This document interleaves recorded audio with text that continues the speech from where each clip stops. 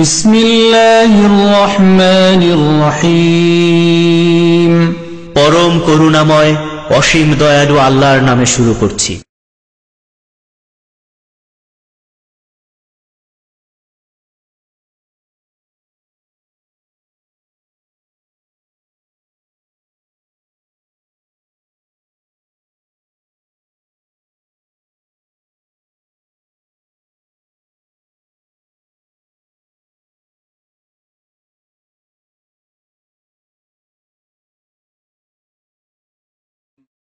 السلام عليكم ورحمة الله وبركاته.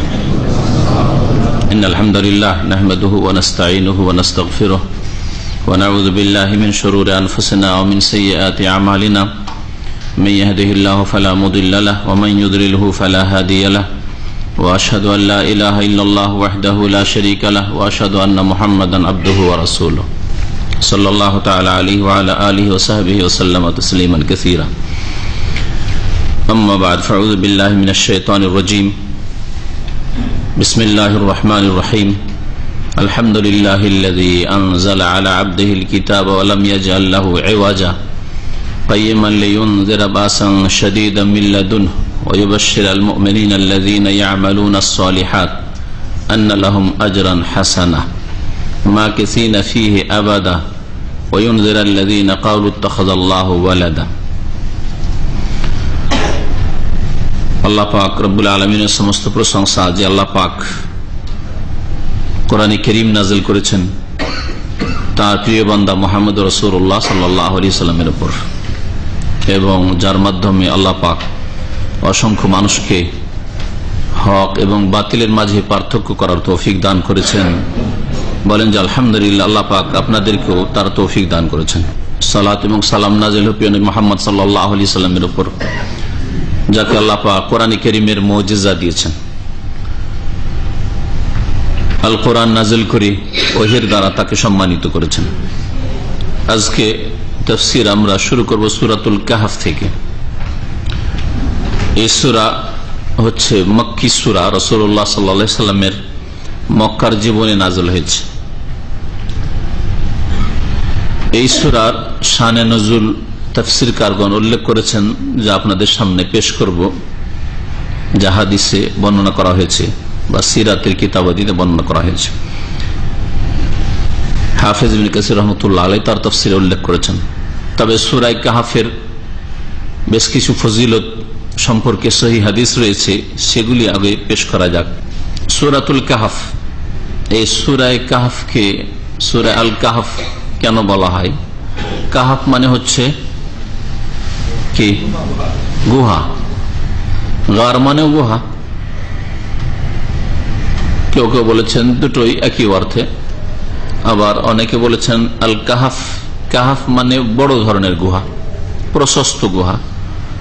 আর যদি সুরঙ্গের মতো থাকে, সংকীর্ণ জায়গা থাকে, ছোট গুহাকে গার বলা হয়। যেমন গারে সৌর, সৌর পাহাড়ের গুহা, গারে হেরা, হেরা পাহাড়ের গুহা, এগুলি ছোট্ট গুহা ছিল, সেই জন্য এগুলোকে গার বলা হয়েছে।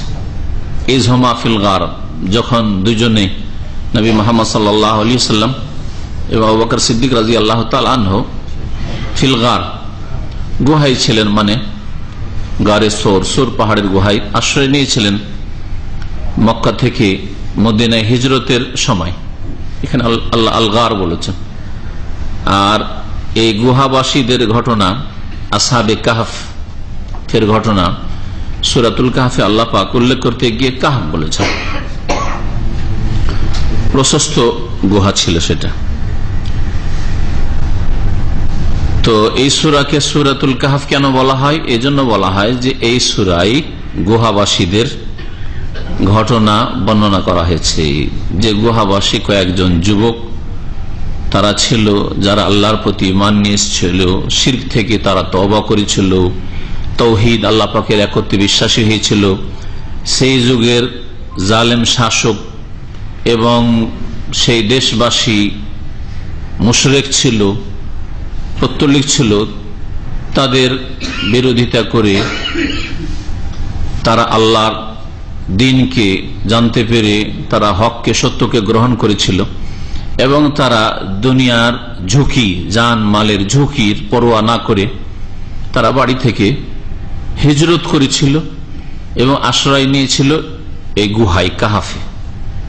এই কাহাফ শব্দটি কয়েকবার করে আল্লাহ পাক এই সূরায় বর্ণনা করেছেন তাদের ঘটনা উল্লেখ করতে গিয়ে। এই জন্য এই সূরার নাম হয়েছে সূরা আল কাহাফ। সূরা কাহাফের ফজিলত সম্পর্কে একটি হাদিস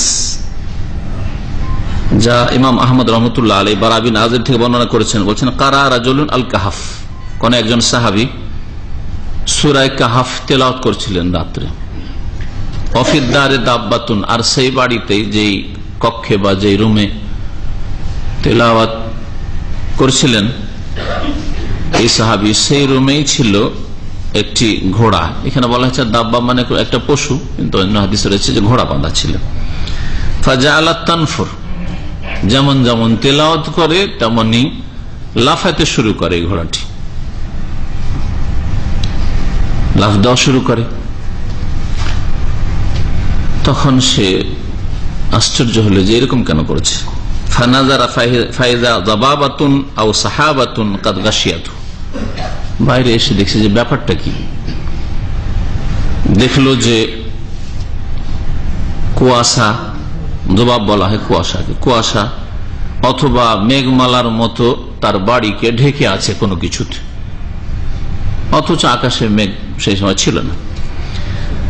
ফাযাকারা যালিকা লিন-নবী সাল্লাল্লাহু আলাইহি ওয়াসাল্লাম, সেই সময় নবী করিম সাল্লাল্লাহু আলাইহি ওয়াসাল্লামের কাছে ঘুরে এসে এই ঘটনাটি উল্লেখ করলে নবী করিম সাল্লাল্লাহু আলাইহি ওয়াসাল্লাম বলেন যে ইকরা ফুলান, তুমি তেলাওয়াত করতে থাকো সূরা কাহাফ এবং কোরআন কারীম।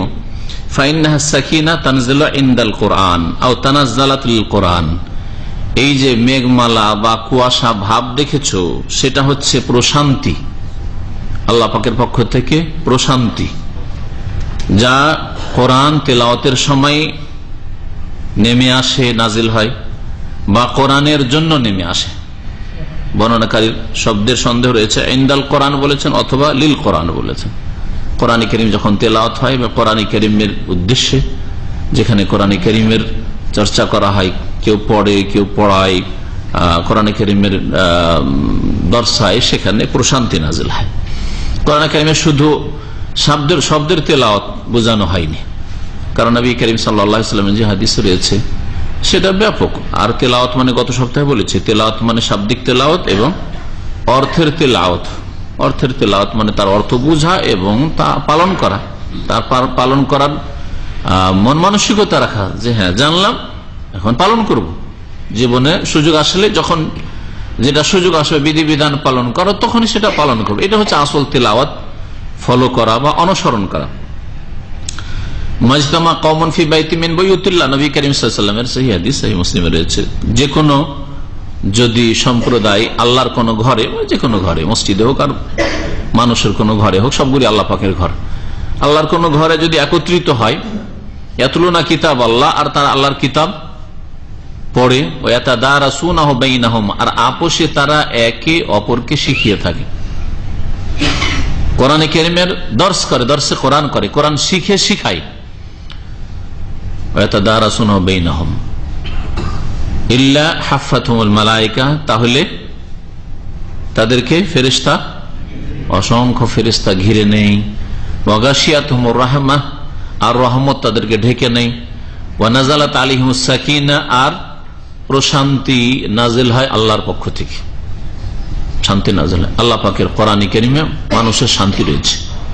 কোরআন কারীম তিলাওয়াত করে অর্থ বুঝেন, তাহলে আপনার মানসিক অশান্তি দূর হবে, কারণ কোরআন কারীম আল্লাহ পাকের সবচেয়ে বড় স্মরণ, আল্লাহ পাকের জিকির। আল্লাহ পাক একে জিকির বলেছেন, ইন্না নাহনু নাযালনা যিকর, আমি জিকির নাজিল করেছি, মানে আল কোরআন নাজিল করেছি।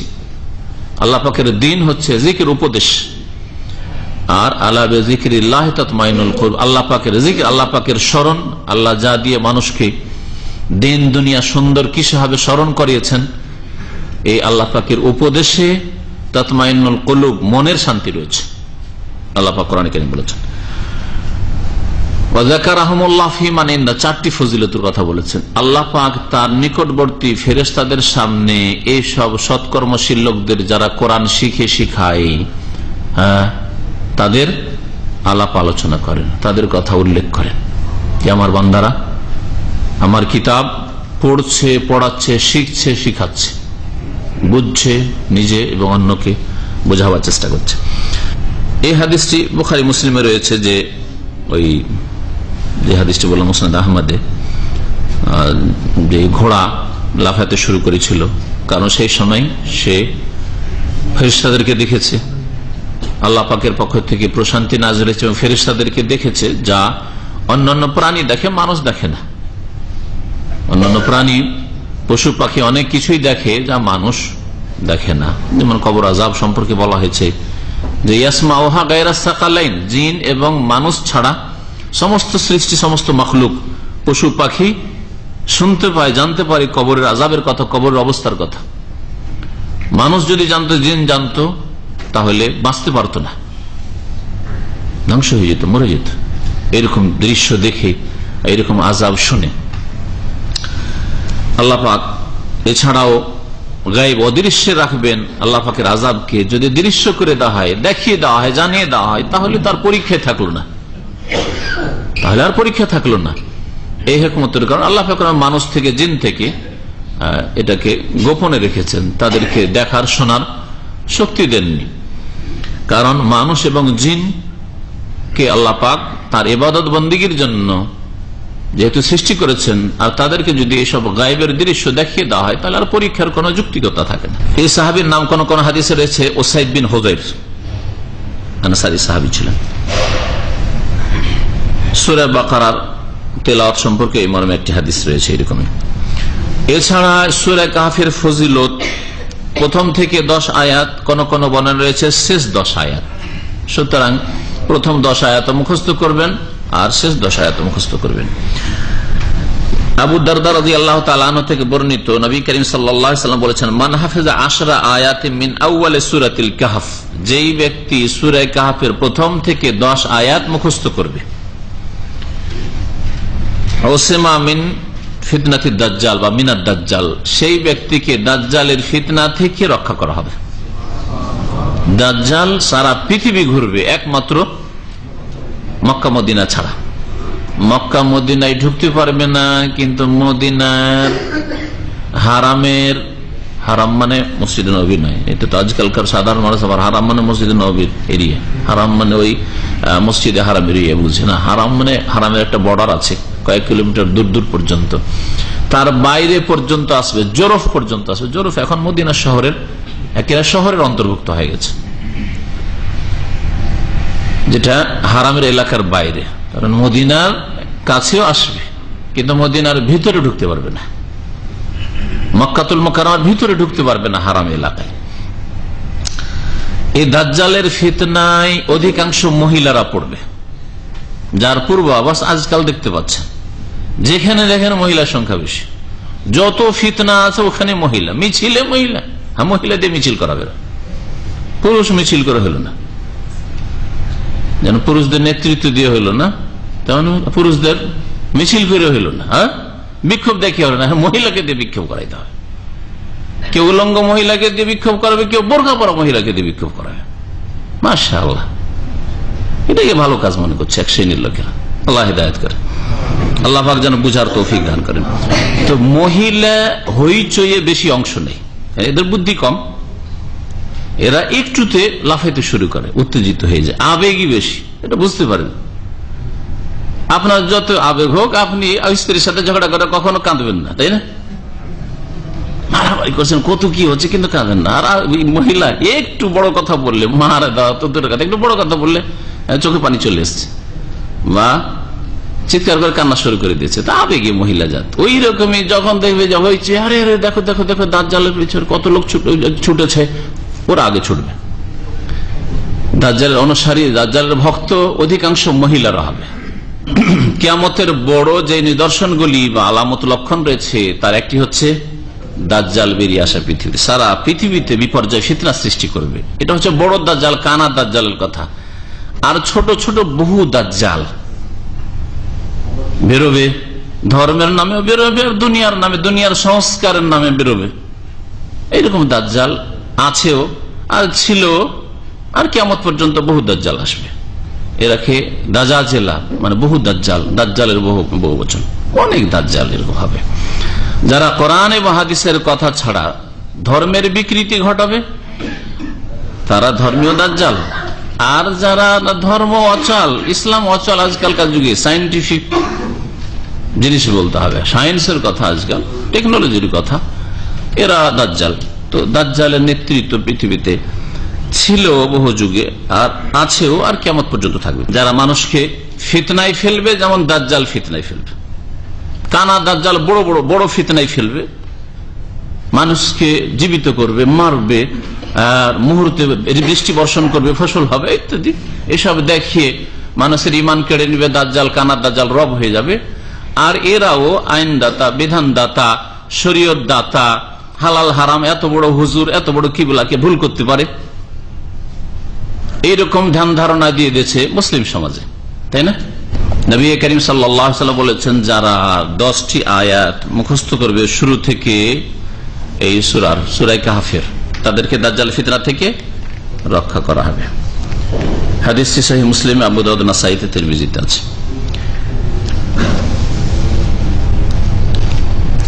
আর এই সূরা কাহফের ফজিলত সম্পর্কে মুস্তাদরাক হাকিমে আবু সাঈদ খুদরি রাদিয়াল্লাহু তাআলা আনহু থেকে বর্ণিত হাদিসটি সহিহ। সেটা হচ্ছে জুমার দিনে সূরা কাহফ পাঠ করা, যার উপর আলহামদুলিল্লাহ এই সৌদি আরবে অনেকের আমল আছে। দেশে আমল না থাকলেও এখানে এসে অনেকে আমল করতে শিখেছেন, তাই না? কারণ এইসব হাদিসের, সহিহ হাদিসের প্রচার করা হয় না আমাদের দেশে। কত জাল ভুয়া যেগুলি, হ্যাঁ, বিদাতি কথা কাজ, ওগুলোর প্রচার করা হয়। সূরা ওয়াকিয়া পড়লে গরিব থাকবে না, হ্যাঁ, সূরা ইয়াসিন পড়ে মুর্দাকে বকশিয়ে দেবে, এইসব বিদাতি কথাবার্তা প্রচার আমাদের দেশে আছে। সূরা ওয়াকিয়ার আমল করে, ওজিফা করে যদি গরিব না থাকে, তো আবার উপমহাদেশের লোকই কেন বেশি গরিব? ওদের তো বেশি ধনী হওয়া উচিত। হ্যাঁ, ইউরোপ, আমেরিকা আর আরব দেশ, এইসব দেশের চাইতে বেশি এই বিদাতের আমল ভারত, বাংলাদেশ, পাকিস্তানে আছে। এইসব দেশে আবার বেশি গরিব কেন? ঠিক না? তো ভুয়া কথা এগুলি, আসলে মিথ্যা কথা, জাল হাদিস। আর সহি আমল করতে শিখেন আর করেন। যারা কোরআন পড়তে পারছেন নিয়মিত পড়েন, আর যারা কোরআন পড়তে পারেন না, কোরআন শিখেন। কোরআনের শুধু শব্দের উচ্চারণ, তেলাওয়াত শেখা আবশ্যক না, তার অর্থ বোঝাও আবশ্যক, ফরজ। অর্থ বোঝা জরুরি। আল্লাহ পাক আপনাকে আমাকে সম্বোধন করেছেন, আল্লাহর কথা বুঝবেন না, এটা আপনার বান্দা হওয়ার পরিচয় নয়। আল্লাহর বান্দা আর আল্লাহর কথাই বুঝলেন না, আল্লাহ কি বলছেন আপনাকে, আশ্চর্য কথা। আরে বকরি ছাগলকে তো হই হাই করলে বুঝে না, বুঝে না। বকরি অপরের জমিতে যারা বকরি চড়ায়, ছাগল চড়ায় বা গরু চড়ায়, দেখবেন রাখাল ওই করলে তাড়াতাড়ি ফিরে আসে, বুঝে যে না হই করেছে, তার মানে এটা আমাকে করেছে, আমি অন্যদিকে কারো ফসল চড়তে যাচ্ছি। মানুষ যদি সুবহানাল্লাহ মুসলিম আবার, আর তারপর আল্লাহ পাক কি বলছেন তাই বুঝলো না, হালাল হারাম, জায়েজ না জায়েজ, ফরজ ওয়াজিব, তাহলে কেমন মুসলিম, কেমন মানুষ? চিন্তা করুন তো দেখি। উলাইকা কাল আনাম বাল হুম আদাল নয়? আল্লাহ তো এদের সম্পর্কে বলেছেন যে এরা চতুষ্পদ জন্তুর মতো, বরং তার চাইতেও হতভাগা, নিকৃষ্ট। কেন? চতুষ্পদ জন্তু ও রাখালের কথা বুঝে, রাখালের গাইড, দিক নির্দেশনা বুঝে, যে কি বলতে চাইছে, কোন দিকে যেতে বলছে, কিছু বুঝে। আর আপনাকে আমাকে আল্লাহ পাক শ্রেষ্ঠত্ব দান করলেন, সুন্দর করে মানুষ করলেন, সবচাইতে শ্রেষ্ঠ মাখলুক, আর বুঝলেন না আল্লাহ পাকের কথা। এক শ্রেণীর লোকেরা কোরআনে কারিমের তেলাওয়াত আর খতম এই নিয়ে ব্যস্ত। এটাই কি আল্লাহ পাকের উদ্দেশ্য যে শুধু শুধু বেশি বেশি খতম করেন? কিছুই বুঝলেন না, অর্থাৎ খতম করেন আর ছেলেকে শুধু হাফেজ বানান, স্যাম্পল হাফেজ বানান। এটাই কি কোরআনে কারিমের উদ্দেশ্য? কখনো চিন্তা করেছেন? আল্লাহ পাকের অ্যাড্রেস, সম্বোধনই বুঝলেন না, হাফেজে কোরআন করেছি, জান্নাতে নেব আমি, জান্নাতে মুকুট নেব। এসব শুধু আশা। আল্লাহ পাক যে উদ্দেশ্যে কোরআনে কারীম নাযিল করেছেন, সেই উদ্দেশ্যের কোনো কিছুই তো করলেন না আপনি। কতটুকু করেছেন চিন্তা করুন আপনি। মালিকের কথা না বুঝে এক শ্রেণীর লেবাররা আছে, শুধু মাথা ঝুঁকায়, দেখেছেন? বিশেষ করে কেরালারা কিছু বুঝলেন না, শুধু মাথা ঝুঁকায়। এইরকম যদি মুসলিম হন, কোরআন কারীমের কথা বুঝলেন না, আল্লাহ পাক রব্বুল আলামিনের হেদায়েত দিক নির্দেশনা বুঝলেন, মুসলিম। নবী করিম সাল্লাল্লাহু আলাইহি ওয়াসাল্লাম বলেছেন, মান কারা সূরাতুল কাহফ, যে ব্যক্তি সূরা কাহফ পাঠ করবে, ফি ইয়াউমিল জুমআতে, জুমার দিনে, জুমার দিনে পাঠ করবে। জুমার দিন শুরু হয়ে যায় সন্ধ্যা থেকে, সূর্য ডুবলেই কিন্তু জুমার রাত, এটা শরীয়ত, আরবি তারিখ শুরু হয় চাঁদের সাথে সন্ধ্যাবেলা থেকে। সুতরাং কেউ যদি সন্ধ্যাবেলা থেকেও পাঠ করে জুমার রাতে, তবু অসুবিধা নেই। ফজর পরে সকালবেলা পাঠ করে, কোনো অসুবিধা নেই। জুমার দিনে কেউ যদি সূরা কাহফ পাঠ করে, আদালাহু মিনান নূরে মা বাইনাহু ওয়া বাইনাল জুমাতাইন, তার জন্য নূর আলোকিত করে দেওয়া হবে, আলো দিয়ে তাকে আলোকিত করে দেওয়া হবে তার মাঝখানে এবং দুই জুমার মাঝখানে, তাকে আলোকিত করা হবে। আর এক জুমা থেকে আরেক জুমা পর্যন্ত তার জীবনটা আলোকিত থাকবে। এক ফজিলত। আল্লাহ পাক রব্বুল আলামিন যদি কারো জীবনকে আলোকিত করেন, তো কে অন্ধকার করে, তাই না? আর একটি হাদিসে রয়েছে, মান কারা সূরাতুল কাহফি কামা নাযালাত, সূরা কাহফ যেমন ভাবে নাযিল হয়েছে সেইভাবে যদি কেউ পাঠ করে, কানাত লাহু নূরান ইয়াউমাল কিয়ামা, তার জন্য কিয়ামতের দিনে সেটি আলোর কারণ হবে, নূর হবে তার জন্য। তো কিয়ামতের দিনে যখন বিচার দিবসে কাফের, মুশরিক, পাপিষ্ঠরা অন্ধকারে থাকবে, অন্ধকারে থাকবে, আর মুমিনদের ওয়াজআল লাকুম নূরান তামশুনা বিহি, নূর আল্লাহ পাক করবেন তোমাদের জন্য। তো সেই নূর করবেন এই সূরা কাহফকে কিয়ামতের দিনে যারা সূরা কাহফ তেলাওয়াত করবে। তাফসীর শুরু করার আগে শানে নজুলটা দেখা যাক। এই সূরা কাহফ এর নাযিল হওয়ার কারণ বা প্রেক্ষাপট। সূরা কাহফে তিনটি বিষয় রয়েছে, বিশেষ করে যেগুলি সম্পর্কে আরব মুশরিকরা জিজ্ঞাসা করেছিল রাসূলুল্লাহ সাল্লাল্লাহু আলাইহি সাল্লামকে, আটকাবার জন্য, হারিয়ে দেওয়ার জন্য, যাদের লাজবাব হয়ে যায়, কোনো জবাব না দিতে পারে।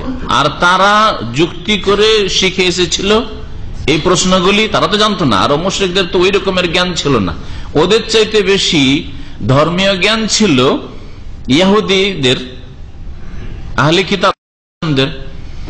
বিশেষ করে ইহুদিরা যে মদিনায় বসবাস করত, তো মদিনাতে দুইজন প্রতিনিধি পাঠালো মক্কার মুশরিকরা, যাও মদিনা গিয়ে আহলে কিতাব যারা আছে, ইহুদিরা আছে, এখানে কুরাইজা গোত্রের লোক, বানু নাজির গোত্রের লোক, তারপরে কাইনুকা গোত্রের লোক, এই তিনটা গোত্র ছিল ইহুদিদের প্রথম দিকে। আর তারপরে তাদের বিশ্বাসঘাতকতার কারণে, তাদের গাদ্দারির কারণে তাদেরকে নির্বাসিত করে দেওয়া হয়েছিল মদিনা থেকে। তো এদের কাছে এসে জিজ্ঞাসা করলো যে এমন কিছু শিখিয়ে দাও যাতে করে এই মোহাম্মদকে জিজ্ঞেস করি সাল্লাল্লাহু আলাইহি ওয়াসাল্লাম, আর জবাব না দিতে পারে। জবাব না দিলে আমরা জানবো যে সে নবী নয়। কিন্তু জবাব দিয়ে দেওয়ার পরে কি ওই আর মুশরিকরা ঈমান নিয়ে এসেছিল? তারা কিন্তু ঈমান নিয়ে আসেনি। নাযির বিন হারিস আর উকবা বিন আবি মুইত এই দুটো প্রতিনিধি ছিল। এরা মদিনায় এসে এই প্রশ্নগুলি জেনে গেছিল ইহুদিদের কাছ থেকে, জবাব তো পেয়ে গেছিল নবীর কাছ থেকে, তারপরে ঈমান নিয়ে আসেনি। তাহলে বোঝা গেল যারা অসৎ লোক, পাপিষ্ঠ লোক, যতই বুঝিয়ে দেন তাকে, যতই তাকে জানিয়ে দেন, না আসলে হেদায়েত তৌফিক হবে না, কারণ বাঁচতে চাই না, পাপ থেকে বাঁচার মন মানসিকতা নেই, পরকাল সম্পর্কে চিন্তাশীল নয়, অনীহা, সব জানতে চায় না, শুনতেও চায় না, মানতেও চায় না। এইরকম লোককে আল্লাহ হিদায়াত করবেন না। মুসলিম সমাজে এইরকম ধরনের যেসব লোকেরা আছে আল্লাহ হিদায়াত করবেন না, কারণ চেষ্টা লাগবে, বাঁচতে চায়। মুত্তাকি হুদাল্লিল মুত্তাকিন আল্লাহ বলেছেন, এই জন্য বাঁচতে চাইবে আল্লাহ পাকের আযাব গজব থেকে, জাহান্নামের আগুন থেকে, আল্লাহ পাকের অসন্তুষ্টি থেকে। এই মন মানসিকতা থাকলে ভুল হইলেও তওবা করবে, তাই না? এই তিনটি বিষয় ছাড়াও এই সূরাতে আরো বেশ কিছু বিষয় আল্লাহ পাক রব্বুল আলামিন উল্লেখ করেছেন। সূরা বড় আছে। তিনটি বিষয় কি কি ছিল? একটু হাদিসের ভাষায় শুনে। আব্দুল্লাহ বিন আব্বাস রাদিয়াল্লাহু তাআলা আনহুমা বর্ণনা করেছেন যে বাসাত কুরাইশ, এই কুরাইশরা, দেখেন কুরাইশ রাসূলুল্লাহ সাল্লাল্লাহু আলাইহি ওয়াসাল্লামের বংশ, মুশরিক, আর এরা বেশি শত্রু রাসূলের সাল্লাল্লাহু আলাইহি ওয়াসাল্লাম। তাহলে নিজের বংশের লোকেরাই বড় শত্রু কার? রহমতুল্লিল আলামিন, যিনি বিশ্বজাহানের রহমত, যিনি as-সাদিক আল-আমিন, তাদের কাছে উপাধি পেয়েছিলেন। তাহলে আপনার শত্রুতা আপনার আপনজন, আপনার বংশের লোকেরা, আপনার গ্রামের লোকেরা, আপনার আত্মীয়রা করবে না, এই কথা ভাববেন না। আর করলে কষ্ট পাবেন না, এটা সুন্নাতুল আম্বিয়া। নবীদের সাথে আল্লাহ পাক রব্বুল আলামিনের নীতিমালা। আপনজনরা বেশি কষ্ট দিয়েছে। যাদেরকে আপন মনে করছেন তারা আপনার শত্রুতা করবে, আপনার আকীদার শত্রুতা করবে, আপনার দ্বীনের শত্রুতা করবে।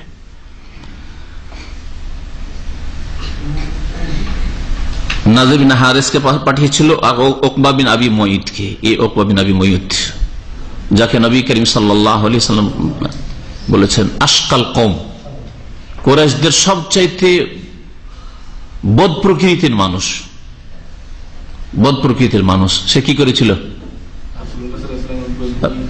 ভুড়িটা নিয়ে এসে রাসূলুল্লাহ সাল্লাল্লাহু আলাইহি ওয়াসাল্লাম যখন সেজদায় গেছেন কাঁধের উপর রেখে দিল।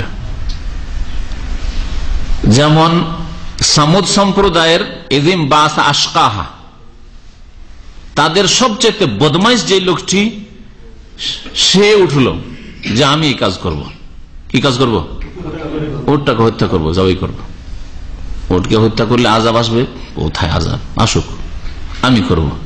আল্লাহ এজিম বাস আশকাহা, সবচেয়ে বদ প্রকৃতির মানুষ আল্লাহ বলেছেন। আর কুরাইশদের আশকাহা ওই ব্যক্তি, যেই ব্যক্তি রাসূলুল্লাহ সাল্লাল্লাহু আলাইহি ওয়াসাল্লামের সেজদার অবস্থায় উঠে ঘুরিয়ে নিয়ে এসে চাপিয়েছিল। এটা নবী সাল্লাল্লাহু আলাইহি ওয়াসাল্লাম হাদিসে রয়েছে। এটা কোরআনে কারীমের কথা, আর এটা হচ্ছে রাসূলুল্লাহ সাল্লাল্লাহু আলাইহি ওয়াসাল্লামের হাদিসের কথা। এই জন্য হিদায়াত নসিব হয়নি উকবা বিন আবি মুঈতকে। আরো অনেক জালেমরা ছিল, কুফরির অবস্থায় ছিল, হিদায়াত নসিব হয়েছে। আবু সুফিয়ান, খালিদ বিন ওলীদ দীর্ঘদিন কুফরির উপর থাকলেও তাদের হিদায়াত নসিব হয়েছে। কিন্তু বদ প্রকৃতির মানুষকে আল্লাহ পাক হিদায়াত করেন না। প্রকৃতিটা ভালো করতে হবে, অন্তরের সততা লাগবে। আল্লাহ পাক অন্তর দেখেন, অন্তর জানি তিনি। অন্তরে যদি সততা থাকে, আর কেউ কুফরি অবস্থায়, শিরকের অবস্থায় থাকে, তো আল্লাহ পাক তার উপর দয়া করবেন যে এই লোকটাকে শিরক কুফরিতে পাপে রেখে দেবো, বেনামাজি করে রেখে দেবো, অথচ লোকটার অন্তর সৎ না, হিদায়াত করবো, হিদায়াত করে দিই। আল্লাহ পাক তখন তৌফিক দিবেন, ওর মন মেজাজ তখন তৈরি হবে হিদায়াতের। না, সত্যকে সন্ধান করি, হকের তলাশ করি, হক হইলে অসুবিধা কি, যদি আমার বাপ দাদা মানেনি আমাকে মানতে হবে না, এইরকম মন মেজাজ তৈরি হবে। আজ আর অন্তরে সততা নেই, আল্লাহ পাক অন্তরে জাননি, ওকে আল্লাহ হিদায়াত করবেন। হ্যাঁ, বাপ দাদা ভুল করেছে, আমাদের দেশে আলেম নেই, তারা বুঝেনি, কোরআন এবং হাদিসের কথা মানবে না, ওই বিদাতি আলেমদের কথা মানবে। আর সৃষ্টি হয়ে যায় কোরআন এবং হাদিস মানতে এই বিদাতিদের কথাগুলি।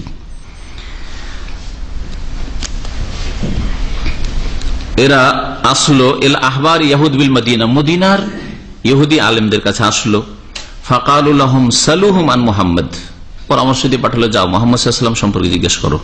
ওয়াসিফু লাহুম সিফাতাহু ওয়া আখবিরুহুম বিকাউলিহি ফাইন্নাহু আহলুল কিতাবিল আউয়াল ওয়া ইনদাহুম মা লাইসা ইনদানা মিন ইলমিল আম্বিয়া। তারা আহলে কিতাব, তাদের কাছে আম্বিয়াদের যুগ জামানা সম্পর্কে যথেষ্ট জ্ঞান আছে। তাদের কাছে গিয়ে মুহাম্মদ সাল্লাল্লাহু আলাইহি ওয়াসাল্লাম যে এই নবুয়ত দাবি করেছে আর বলছে এক আল্লাহর ইবাদত করো, এইসব মূর্তি পূজা ছেড়ে দাও, এইসব কথা গিয়ে বর্ণনা করো।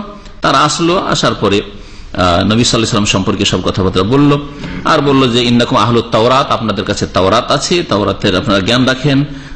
ওয়াকাদ জিনাকুম, আপনাদের কাছে এসেলে তুখবিরুন আন সাহিবিনা হাযা, আমাদের যে সাথী সঙ্গী মুহাম্মদ, এর সম্পর্কে কিছু আমাদেরকে দেন, যা দিয়ে একে লাজবাব করতে পারে, একে জব্দ করতে পারে। কালা ফাকালু লাহুম, এরা বলল সালুহু আন সালাস, তিনটি বিষয় সম্পর্কে জিজ্ঞেস করো গিয়ে মুহাম্মদ সাল্লাল্লাহু আলাইহি ওয়াসাল্লামকে।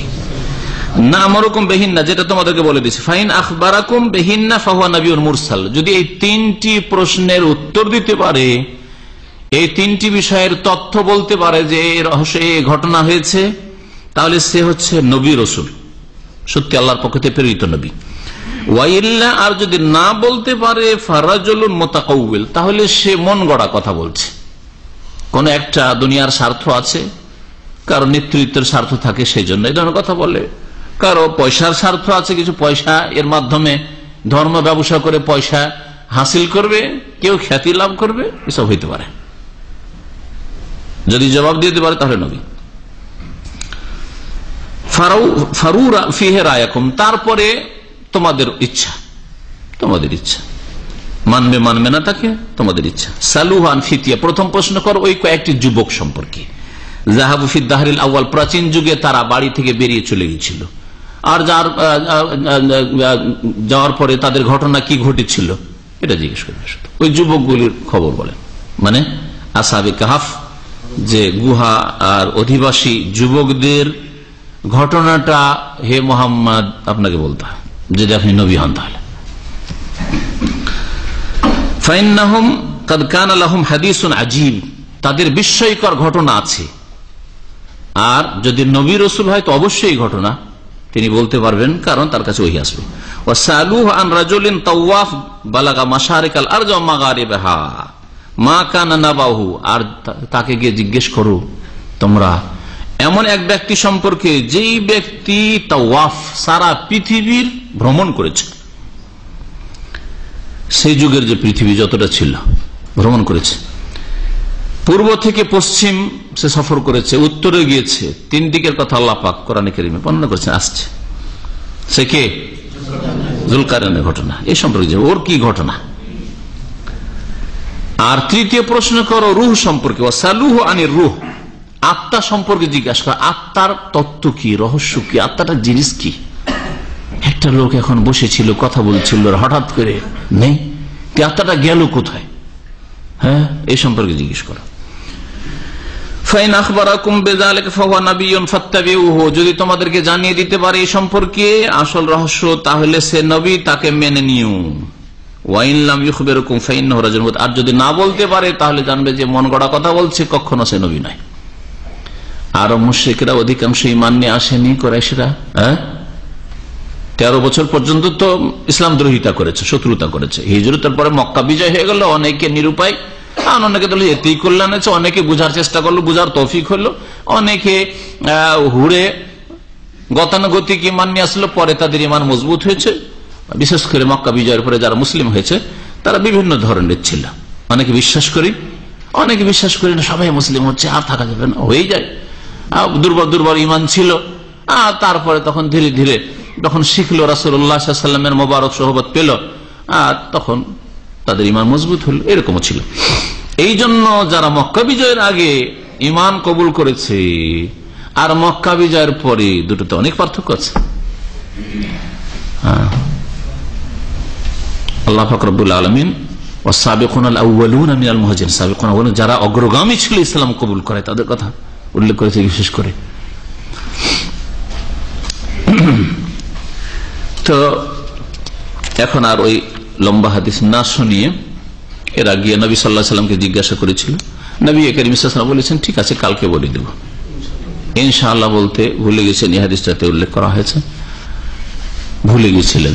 আল্লাহ পাক রব্বুল আলামিন একটু শিক্ষা দিতে চাইলেন। 15 দিন পর্যন্ত অপেক্ষায় থাকলেন, আগামী কালকে বলে দিই গাদান, যদিও আরবি ভাষায় গাদান মানে আগামীতে হয়, আগামী কালকে একবারে জরুরি নেই, গাদান শব্দটি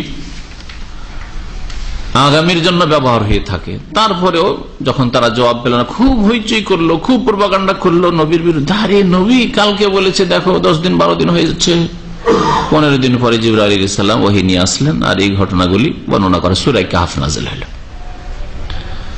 আর নবী কারীম সাল্লাল্লাহু আলাইহি ওয়াসাল্লামকে সতর্ক করা হয়, ওয়ালা তাকুলান্না লিশাইইন ইন্নী ফাইলুন যালিকা গাদান ইল্লা ইনশা আল্লাহ, যে আয়াতটি আসছে, কোনো কিছু আগামীতে করতে চাইলে, বলতে চাইলে বলবে না যে আগামীকালকে করবো, ইল্লা ইনশা আল্লাহ, যতক্ষণ ইনশাআল্লাহ না বলবে।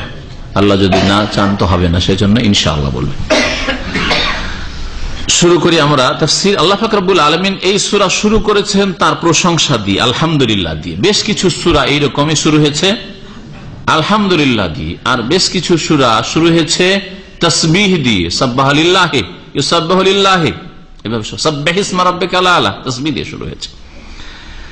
আল্লাহ পাক ইরশাদ করেছেন আলহামদুলিল্লাহিল্লাযী আনজালা আলা আবদিহিল কিতাব, যেন এখানে উজ্জ আছে, হে মানুষ তোমরা বলো কুল, হে নবী তুমি বলো, কুল ইয়া আইয়ুহান নাস, হে মানব সকল, কুলু তোমরা বলো আলহামদুলিল্লাহ, সমস্ত প্রশংসা আল্লাহর।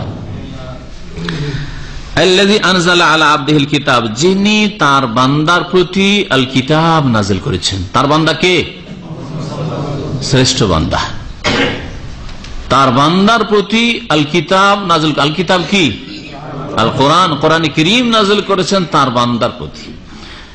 নবীকে বান্দা বলা হয়েছে, এই দিয়ে নবী করিম সাল্লাল্লাহু আলাইহি ওয়াসাল্লামের অবস্থান মানব জাতিকে জানিয়ে দেওয়া হয়েছে যে নবী করিম সাল্লাল্লাহু আলাইহি ওয়াসাল্লাম আল্লাহ পাকের শরীক, আল্লাহ পাকের গুণ নবীর মধ্যে রয়েছে, আল্লাহ পাক আলেমুল গায়ব, নবী আলেমুল গায়ব। হ্যাঁ, আল্লাহ পাক সবকিছু দেখেন নাজির, আর নবী হাজির নাজির। আল্লাহ পাকের জ্ঞান সবকিছুকে শামিল, সুতরাং জ্ঞানের দিক থেকে, ক্ষমতার দিক থেকে আল্লাহ পাক হাজির, আর নবীও হাজির নাজির। এগুলো আকীদা কাদের? ইহুদি নাসারাদের। এইসব আকীদার কথা হিন্দুরা বলে, তারা বলে এক শ্রেণীর মুসলিম, তাদের আকীদা নবী আলেমুল গায়ব, সবকিছু জানেন, নবী হাজির। আর আরেক শ্রেণীর লোকেরা শুধু নবী না, আমাদের বুজুর্গানের দিনও সব জানে, তাদের কিতাবে সব মজুদ আছে। এই জন্য যারা নবীকে আলেমুল গায়ব, হাজির নাজির বলে, তারা ওই দলটিকে বলেছে যে আরে বাবা, তোমরা তো আমাদের চেয়ে বেড়ে গেছে, আমরা তো শুধু নবীকে আলেমুল গায়ব বললাম আর হাজির নাজির বলি। হ্যাঁ, এই বিশ্বাস করি। এই বিশ্বাসও তাদের শিরকি বিশ্বাস। আর তোমরা তোমাদের বুজুর্গানের দিন যারা তোমাদের তরিকাতে, সবগুলিকে তো বলছো যে তারা গায়ব জানে, হ্যাঁ, তারা খবর রাখে, তারা অন্তর থেকে অন্তরে এলেম দিতে পারে। তারা ঝগড়া হচ্ছে, ঝগড়া মেটাবার জন্য ঝগড়া সম্পর্কে জানতে পারলো, মরার কয়েকশো বছর পরে চলে আসে, আসার পরে বলতে তোমরা ঝগড়া করিও না, বিবাদ করিও না। তাহলে তোমরা তো আমাদের ভাই, সত্যি ভাই না? হ্যাঁ, বুঝতে পারছেন? জি হ্যাঁ। আর তারা বলছে আমরাই হচ্ছে সঠিক আকীদার লোক। যারা বলছে নবী আলেমুল গায়ব আর হাজির নাজির না, আমাদের বুজুর্গানের জন্য, তারাই বলছে আমরাই বড় ইসলামের হেফাজতকারী। বুঝতে পারছেন? ইসলামের হেফাজত এইভাবে হবে। ইসলামের হেফাজত, দিনের হেফাজত করতে হলে কোরআন এবং হাদিসের ভিত্তিতে দিনের হেফাজত করতে হবে। আল্লাহ পাক রব্বুল আলামিন ইরশাদ করেছেন যে তার বান্দার প্রতি কিতাব নাজিল করেছেন আল্লাহ পাক, সে আল্লাহ পাকের যাবতীয় প্রশংসা। তো নবী করিম সাল্লাল্লাহু আলাইহি ওয়াসাল্লাম আল্লাহ পাকের গোলাম, দাস, বান্দা। আব্দুন মানে দাস, গোলাম, চাকর, এগুলি অর্থে আব্দ ব্যবহার হয়। আর গোলাম কখনো মনিবের মালিকের অংশীদার হয় না, তার গুণ তার মধ্যে পাওয়া যায় না, এটা হইতে পারে না। যে কোনো গুণের ক্ষেত্রে দাতা আল্লাহ পাক, আর বান্দাও দাতা, এটা হইতে পারে না। তবে তিনি বান্দার সাথে সাথে আল্লাহ পাকের রাসূল, আল্লাহ পাকের রাসূল, আবদুহু ওয়া রাসূলুহু, এই দুটোর দ্বারা নবী করিম সাল্লাল্লাহু আলাইহি সাল্লামের অবস্থান, তার মর্যাদা, যেটা আল্লাহ পাক যেখানে আল্লাহ পাকে রেখেছেন সেটাকে স্পষ্ট করা হয়েছে। আল্লাহ পাকের বান্দা, আল্লাহ পাকের শরীক নন। হ্যাঁ, আর যেমন আপনার উপর আল্লাহ পাকের ইবাদত বন্দেগী ফরজ, তেমন মুহাম্মদ রাসূলুল্লাহ সাল্লাল্লাহু আলাইহি ওয়াসাল্লামের উপর আল্লাহ পাকের ইবাদত বন্দেগী ফরজ ছিল। তার ইবাদত, নামাজ, রোজা, হজ, যাকাত কখনো মাফ হইল না। আর পীরপন্থীদের এক শ্রেণীর এক স্তরে গেলে তখন ওরা লয় হয়ে যায়, বিলীন হয়ে যায়। হ্যাঁ, আল্লাহ বিলীন হয়ে যায় না, রসুলে বিলীন হয়ে যায়, বিভিন্ন তাদের এইসব আকীদা, কুফরি আকীদা আছে, যার ফলে আর তখন নামাজ রোজার প্রয়োজন হয় না। চিন্তা করতে পেরেছেন? এটা কি ইসলাম? যদি কারো প্রথম ইবাদত বন্দেগী মাফ হইতো যে আর লাগবে না, তো কার হইতো? যিনি সবচেয়ে শ্রেষ্ঠ ব্যক্তি মুহাম্মদ রাসূলুল্লাহ সাল্লাল্লাহু আলাইহি ওয়াসাল্লাম, তার হইতো। তাকে আল্লাহ পাক বান্দা বলেছেন, আর বান্দাকে মালিকের আদেশ নিষেধ মেনে চলতে হবে।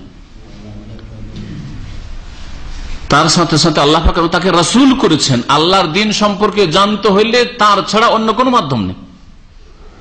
দিন জানার ক্ষেত্রে, শিখার ক্ষেত্রে, পালন করার ক্ষেত্রে মুহাম্মদ রাসূলুল্লাহ সাল্লাল্লাহু আলাইহি ওয়াসাল্লাম ছাড়া অন্য কোন সোর্সে দিন নিলে সেই দিন আল্লাহ কবুল করবেন না। এটা হচ্ছে আল্লাহ পাকের রাসূল হওয়ার অর্থ। মুহাম্মদ সাল্লাল্লাহু আলাইহি ওয়াসাল্লামের তরিকা কার থাকবে তাহলে? একমাত্র মুহাম্মদ সাল্লাল্লাহু আলাইহি ওয়াসাল্লামের তরিকা। এত তরিকত ইসলামে নেই, ভালো করে শুনে রাখেন। তরিকা একমাত্র মুহাম্মদ সাল্লাল্লাহু আলাইহি ওয়াসাল্লামের তরিকা, সেই তরিকা সম্পর্কে জিজ্ঞাসা করা হবে আপনাকে।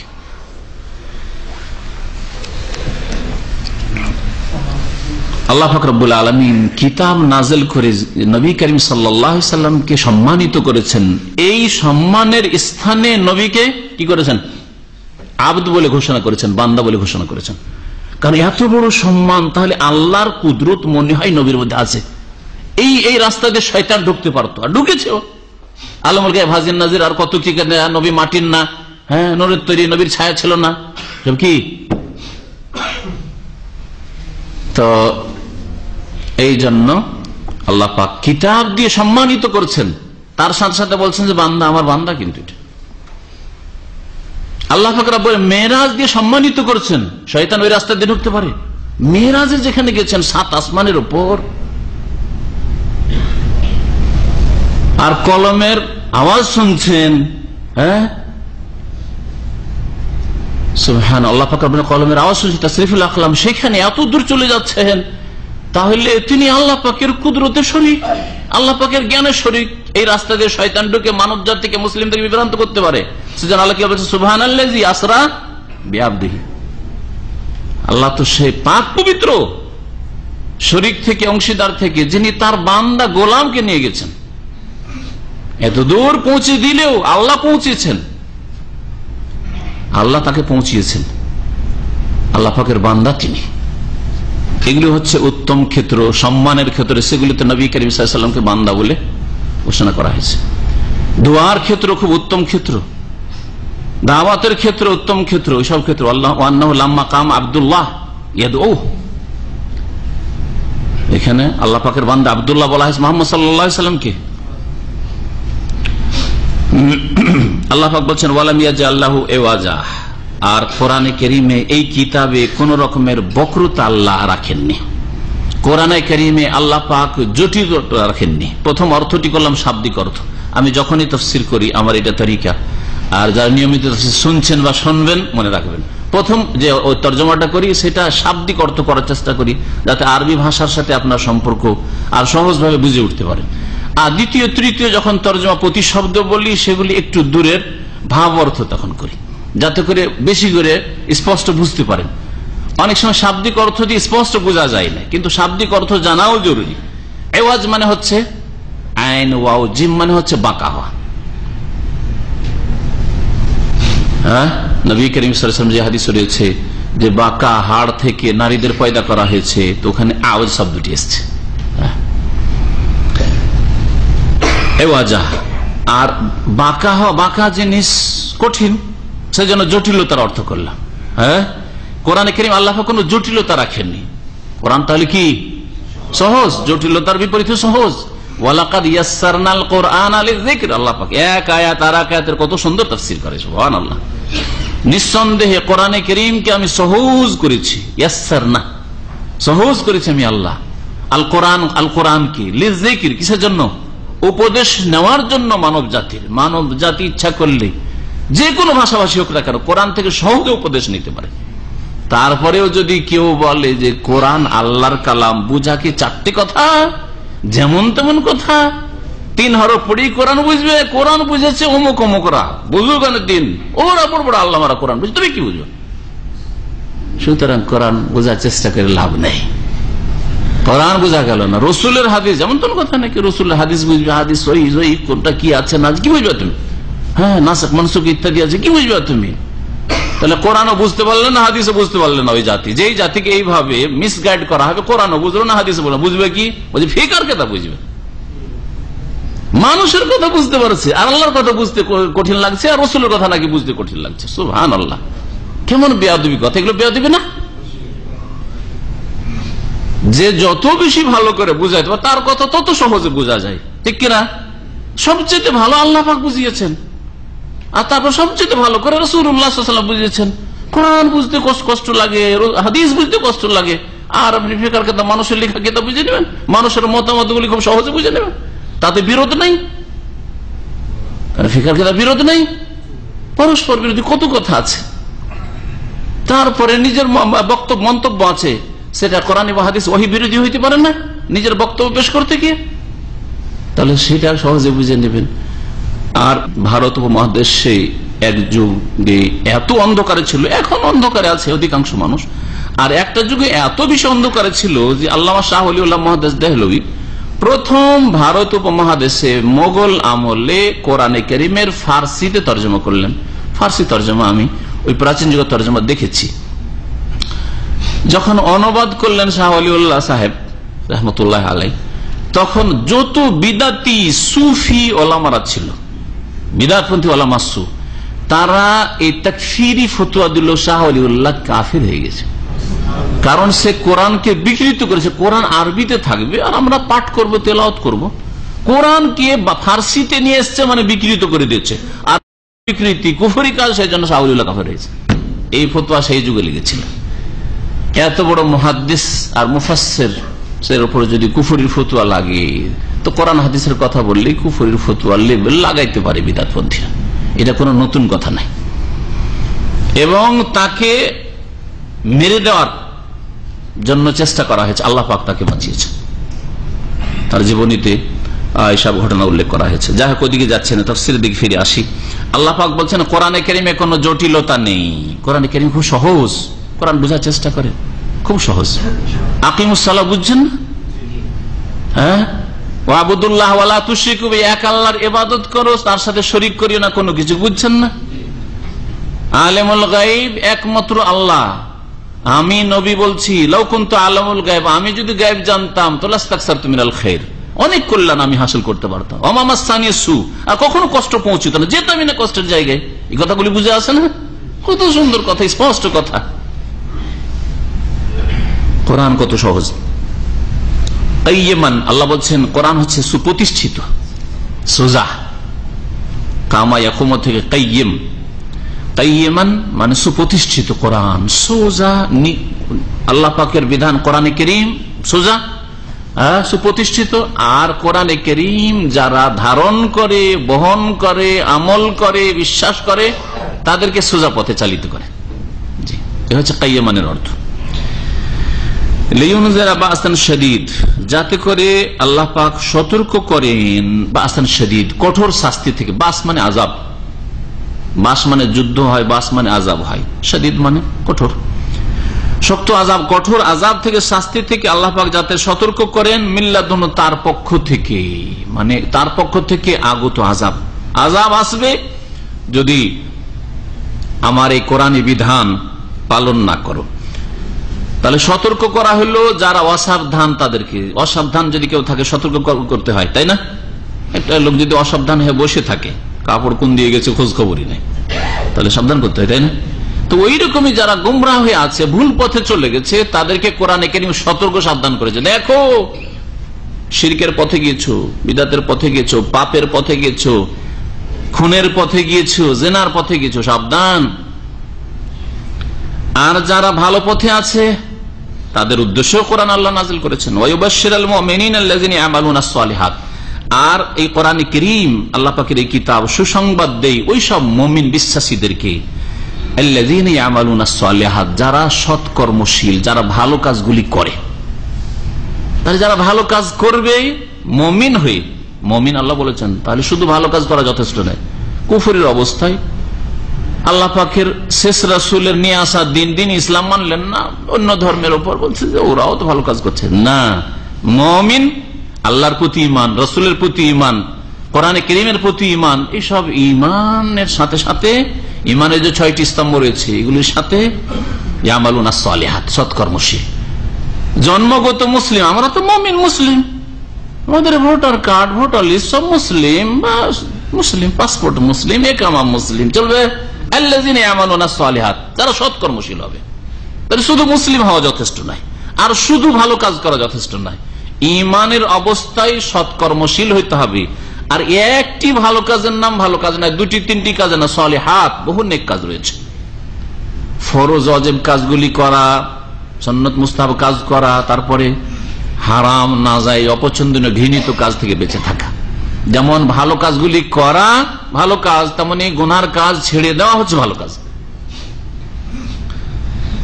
যারা সৎকর্মশীল তাদেরকে সুসংবাদ দেয় এই কোরআনে কারীম, কিসের? আন্না লাহুম আজরান হাসানা, তাদের জন্য উত্তম পুরস্কার রয়েছে। আজরান হাসান, উত্তম পুরস্কার রয়েছে। সেই উত্তম পুরস্কার আল্লাহ পাক সবচেয়ে বড় পুরস্কার যেটা রেখেছেন সেটা হচ্ছে জান্নাত। মা কেসিনা ফিহে আবাদা, সেই জান্নাতে সেই উত্তম পুরস্কারে তার অবস্থান করবে চিরকাল। চিরকাল কোথায় অবস্থান করবেন? জান্নাতে। তাহলে আজরান হাসানায় জান্নাতকে বোঝানো হয়েছে।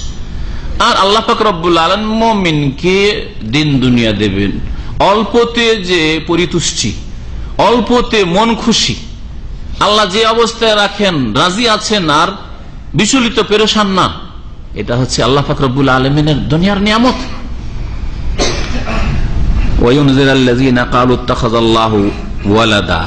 আর যাতে করে আল্লাহ পাক সতর্ক করেন বা কোরআন সতর্ক করে ওই সব লোকদেরকে যারা বাতিল কথা বলে। কি বলে? কালু ইত্তাখাযাল্লাহু ওয়ালাদা, আল্লাহ পাক সন্তান গ্রহণ করেছেন, আল্লাহ পাক রব্বুল আলামিনের ছেলে মেয়ে রয়েছে, সন্তান সন্ততি রয়েছে, এই ধরনের কুফরি কথা যারা বলে তাদেরকে এই কোরআনে কারীম সতর্ক করে।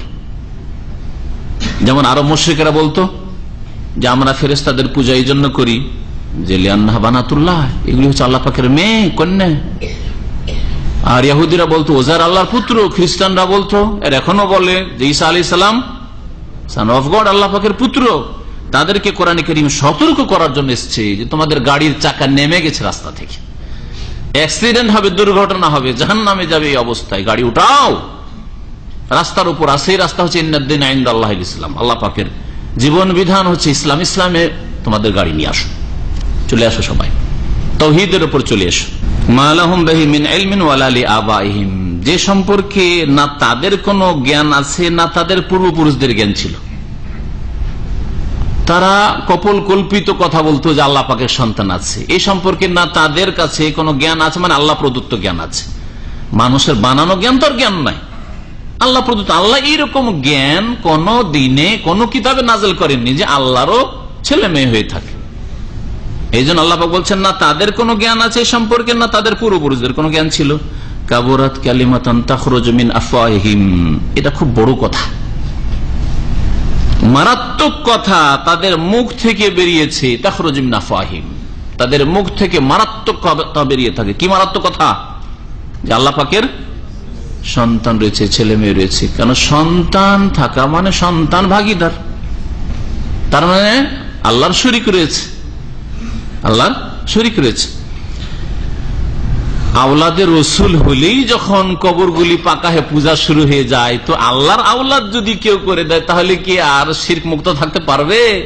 থাকতে পারবে। চিন্তা করেন বিষয়টা। আওলাদের রসুল মানে কবর মাজার পূজা, ঠিক নয়? আজকালকার জামানায় ভারত উপমহাদেশে রসুলের বংশ মানে কবর মাজার পূজা। আওলাদ রসুলের নাম নিয়ে পীর ব্যবসা আর মাজার ব্যবসা নিয়ে বসে আছে। তো রসুলের আওলাদ বলতে গিয়ে যদি, অথচ রাসূলুল্লাহ সাল্লাল্লাহু আলাইহি ওয়াসাল্লামের বংশধর আর যারা কোরআন হাদিসের পথে রয়েছে তারা নবী সাল্লাল্লাহু আলাইহি ওয়াসাল্লামের তরিকায় আছে, আর তাদের হক রয়েছে আমাদের উপর, তাদের শ্রদ্ধা ইজ্জত করা এবং তাদের যে হক হতে পারে সেই হক দেওয়া ইত্যাদি রয়েছে। কিন্তু কোরআনে ও হাদিসের পথে যদি তারা থাকে আর রসুলের বংশের নাম দিয়ে বংশের কোন সনদ আছে কিনা আল্লাহ পাক তাদের কাছে জানে। আর যদি সনদ থাকেও তাদের কাছে বংশ পরম্পরার, যে হ্যাঁ আমাদের কাছে সিলসিলা নাসাব লিখিত আছে আর আছে আমাদের কাছে এর প্রুফ, তারপরেও যদি আমল বিপরীত দিকে যায় তো নবীর বংশ কাজে আসবে না। আপনারা ভালো করে নবীর দুই চাচা আল্লাহর ওলি, হামজা আর আব্বাস সাহাবী, আর নবীর দুই চাচা আপন দুই চাচা এগুলো, হ্যাঁ, আবু লাহাব আর আবু তালেব শয়তানের ওলি। তাহলে আওলাদের রাসূল কাজে আসবে বিনা ঈমান আমলে, শিরকের অবস্থায়? না, কখনো আসবে না। যদি বলেন না আমল তো আছে, তা আমল তো আরো আবু তালেবের আমল ছিল না? নবী করিম সাল্লাল্লাহু আলাইহি সাল্লামের যে সাহায্য সহযোগিতা করেছেন আবু তালেব, আপনার আমার তৌফিক হয়নি, কিন্তু ঈমানবিহীন ছিল, সেজন্য কোনো কাজে আসবে না। আযাবটা হালকা হবে কিন্তু জাহান্নামে চিরকাল থাকবে, আর জাহান্নামের স্যান্ডেল দিয়ে দেওয়া হবে, আর যাতে মাথার মগজ খুলি টকবক করে ফুটতে থাকবে। নবী করিম সহিহ হাদিস নাই, সহিহ মুসলিমে? চিন্তা করুন তো দেখি। আর আরেক চাচা আবু লাহাব বড় দুশমন যেহেতু ছিল, সহযোগিতাও করেনি আর ইমানও নিয়ে আসেনি, তার আমলও ভালো ছিল না আর ইমানও ছিল না, যার ফলে আল্লাহ পাকের আরো বড় শাস্তি তার জন্য রয়েছে। তাব্বাত ইয়াদা আবি লাহাব ওয়া তাব। কিয়ামত পর্যন্ত আল্লাহ পাক এই কোরআনে কারীমের আয়াত তেলাওয়াত করাচ্ছেন মুমিন বান্দাদেরকে দিয়ে।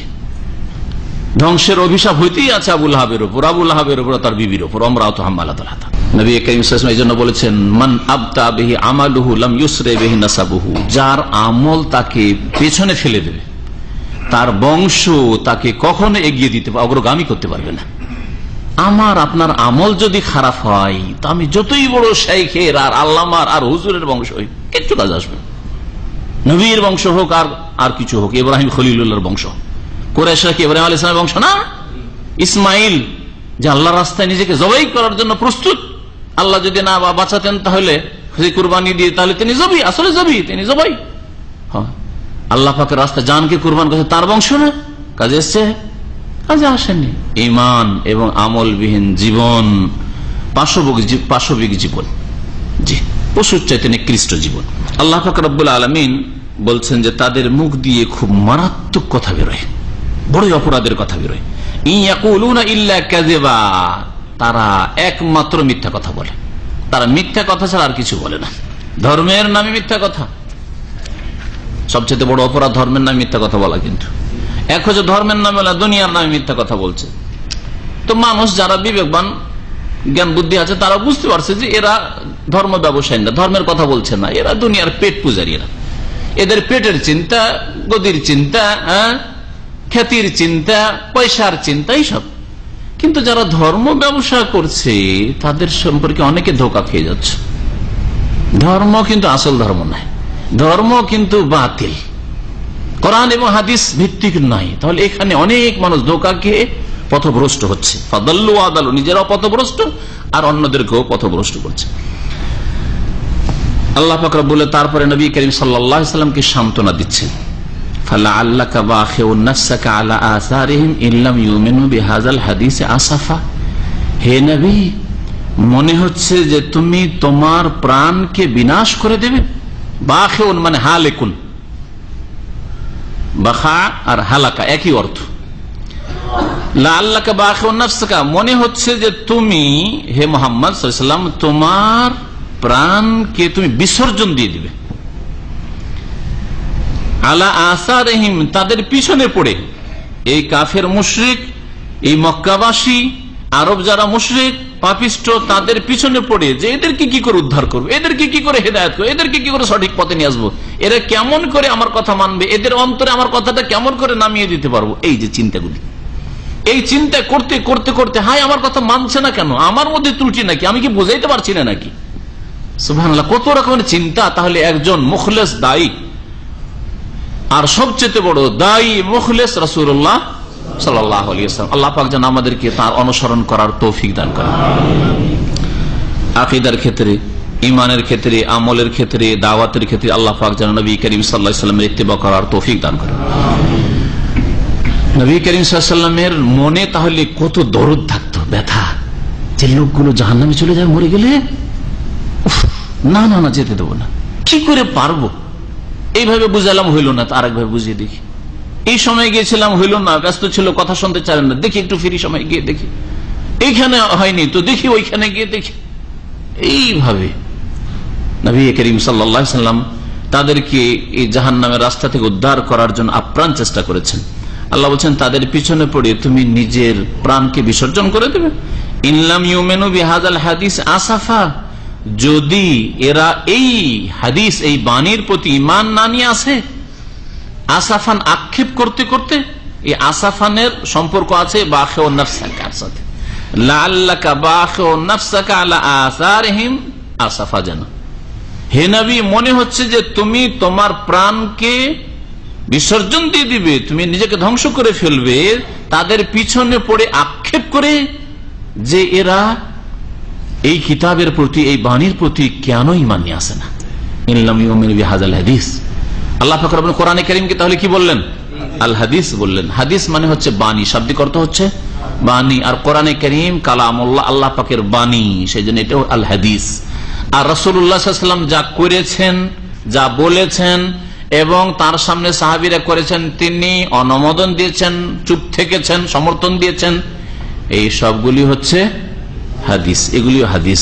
সুতরাং কোরআন এবং হাদিসের অনুসারী যদি পরিচয়ের জন্য এতগুলি ফিতনার মধ্যে, এতগুলি দল উপদলের মধ্যে, এতগুলি বিভ্রান্তির মধ্যে পরিচয়ের জন্য যদি নিজেকে বলে, তো এটা দোষণীয় নয়।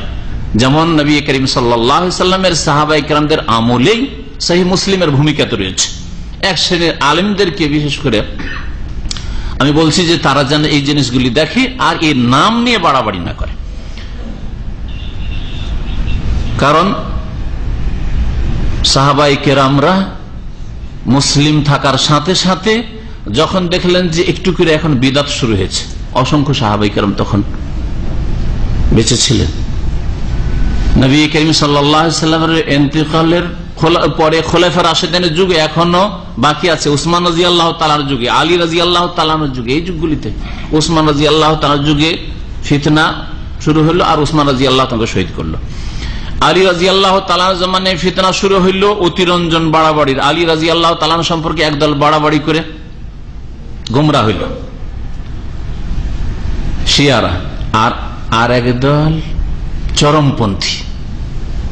কেন এরা মীমাংসা করলো আলী আর মুআবিয়া? না, মানা যাবেন না। সুতরাং এরা মীমাংসা করেছে, মানুষের কথা মেনেছে, সুতরাং সব কাফের, চরমপন্থী।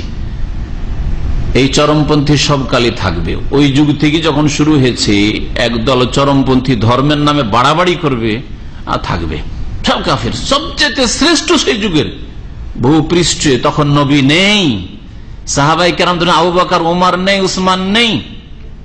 4 নম্বর ব্যক্তি, 4 নম্বর খলিফা, চতুর্থ খলিফা আলী রাদিয়াল্লাহু তাআলা দুনিয়ার মধ্যে তখন সবচাইতে শ্রেষ্ঠ মানুষ তিনি।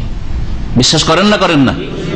আশরায়ে মুবাশশারা 10 জন সুসংবাদ প্রাপ্ত ব্যক্তির 3 জন চলে গেছেন দুনিয়া থেকে, তাহলে ইনি সবচেয়ে শ্রেষ্ঠ না? তার উপর কুফরির লেভেল লাগিয়ে দিল খারেজিরা। একদিকে খারেজি গুমরা বেরোল, একদিকে রাফেজি গুমরা বেরোল। সেই ফিতনার যুগে মাত্র 2টো গুমরা দল দুই দিকে বেরিয়েছে, একদল বেশি বাড়াবাড়ি করে আর একদল মানহানি করে, ঘাটতি করে। এই 2টো গুমরা দল বেরিয়েছে। সে সম্পর্কে বলছেন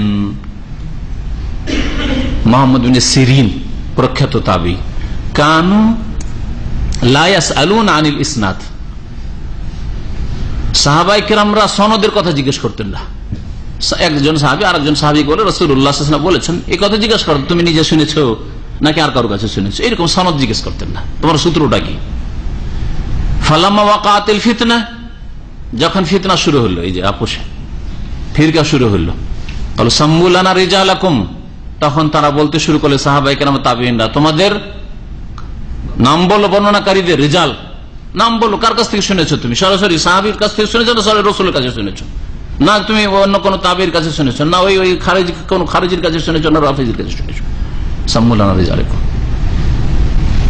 সাম্মু লানা রিজালাকুম, তোমাদের বর্ণনাকারীদের নাম বলো, কার কাছ থেকে এটা শুনেছো তুমি নকল করছো। ফায়ুনজারু ইলা আহলি সুন্নাতি, ভালো করে শুনেন। তারপরে দেখা হয়তো লক্ষ্য করে যে এরা আহলে সুন্নাত কিনা। ফায়ুখাযু হাদিসুম, আহলে সুন্নাত হলে তাদের হাদিস নেওয়া হয়তো। সাহাবায়ে কেরামদের দল, এরা রাফিজিও না খারিজি না। ওয়ায়ুনজারু ইলা আহলিল বিদআতি, আর বিদআতীদেরকে দেখা হয়তো যে বিদআতী নাকি এ শুনেছে কার কাছ থেকে? ওই খারিজির কাছ থেকে, এই রাফিজির কাছ থেকে। ফালা ইউখাযু হাদিসুহুম, তখন তাদের হাদিস নিত না। তখন থেকে সতর্ক, তাহলে বিদআতীদের কাছে হাদিস না যাবেন। আহলে বিদআত আর আহলে সুন্নাত ভাগ হইল না? হইল না। আহলে সুন্নাত তখনকার যুগে মুসলিমের সাথে আহলে সুন্নাত বলাই যথেষ্ট ছিল, কিন্তু এখনকার আহলে সুন্নাত যত বেশি কবর মাজার পূজা করতে পারবে আর যত বেশি পীর ধরতে পারবে তত বেশি আহলে সুন্নাত। ওরা সুন্নি, আর যদি কেউ যদি পীর না ধরে, মাজার পূজা না করে, ওয়াহাবি। 2টো ভাগ করেছে ভারত উপমহাদেশের এক শ্রেণী বিদআতীরা। এই তুমি সুন্নি না ওয়াহাবি, দুটোর একটা। সুন্নি না থাকলে ওয়াহাবি হয়ে গেল। তুমি শুনেছেন না শোনেন নাই? দেখবেন ভালো করে, আমার এই কথাগুলিকে পরীক্ষা করে দেখবেন ওদের মধ্যে। আর সুন্নি যারা বলে ওরা সবচেয়ে বেশি কবর মাজার পূজা, যত বেশি কবর মাজার পূজা করতে পারবে তত বড় সুন্নি হবে আজকালকার ভারত, বাংলাদেশ, পাকিস্তানে। আর যদি কবর মাজারের বিরুদ্ধে কথা বলে তো ওয়াহাবি ঢুকিয়ে দিল, ডান ওয়াহাবি হন। কবর মাজার পূজা করবেন না, ওরসে চাদর চড়াবেন না, খাসি মোরগ নিয়ে যাবেন না, পাক্কা ওয়াহাবি আছে, ওয়াহাবি হয়ে গেলেন আপনি। তাওহীদের কারণে ওয়াহাবি। অপরাধ হচ্ছে আল্লাহ এক কেন বলছেন, আল্লাহ পাক তার গুণে কাউকে শরীক করেননি, তার কাজে কোনো শরীক নেই, তার ইবাদতে কেউ শরীক নেই, সেজদা একমাত্র আল্লাহর জন্য, রোগ ভালো করেন একমাত্র আল্লাহ, বালামসি উদ্ধার করেন একমাত্র আল্লাহ। এই তাওহীদের কথাগুলি বলাই হচ্ছে অপরাধ, যার কারণে ওয়াহাবি। সংক্ষিপ্ত ওয়াহাবিদের পরিচয় আপনাদের বললাম। আর ভারত উপমহাদেশের সুন্নিদের সংক্ষিপ্ত পরিচয় বললাম। আহলে সুন্নাত ওয়াল জামাত কারা লিখে জানেন? যারা যতগুলি কবর মাজার পূজা করা দল রয়েছে, বেরেলভি, আটরসি, মাইজ ভান্ডারি, দেওয়ানবাগি, যতগুলি এই ধরনের ফিরকাগুলি রয়েছে সবগুলি আহলে সুন্নাত লিখে, এরা হলো আহলে সুন্নাত। তো এখন যদি কোরআন এবং হাদিস মেনে ওই তাবেঈনদের সাহাবায়ে কেরামদের জামানার মতো বলেন আমরা আহলে সুন্নাত, তখন আবার প্রশ্ন থেকে যায় যে এবার কোন আহলে সুন্নাত? ওই মাজার পূজারি আটরসিওয়ালা, ওই দেওয়ানবাগিওয়ালা আহলে সুন্নাত, না এরা আলাদা কোন আহলে সুন্নাত? আবার তাতে অস্পষ্ট বোঝা যাচ্ছে না, যার ফলে আর একটা গুণের নামের প্রয়োজন হইতে পারে। মুসলিম হইলেন আহলে সুন্নাত বললে আবার দুই রকম আহলে সুন্নাত। ভারত উপমহাদেশ আহলে সুন্নাত মানে কবর মাজার পূজা করতে পারলে আহলে সুন্নাত, হ্যাঁ কবর মাজার পূজা যদি না করেন, পীর না ধরেন, তাহলে আহলে সুন্নাত হওয়া যায় না। তাহলে তো আপনারও নিজেকে আহলে সুন্নাত বলছেন, আবার কোরআন হাদিসের কথা বলছেন, তাহলে কোন আহলে সুন্নাত বোঝা যাচ্ছে না, তাহলে আর একটা গুণের প্রয়োজন হইতে পারে। সেই জন্য ভারত উপমহাদেশের ওলামা আহলে হাদিসরা বলছে যে আমরা নিজেদেরকে আহলে হাদিস বলি। এটা ফরজ নাই, কিন্তু পরিচয়ের জন্য আপনি মুসলিম তো কোন মুসলিম, সুন্নি, সুন্নি তো কোন সুন্নি? কবর পূজা করা সুন্নি না আসল সুন্নি? হ্যাঁ না, অনেক হিন্দুরা আর অনেক মূর্খ মুসলিমরা মনে করে যে যারা শুনে শুনে মুসলমান হয়েছে ওরা সুন্নি।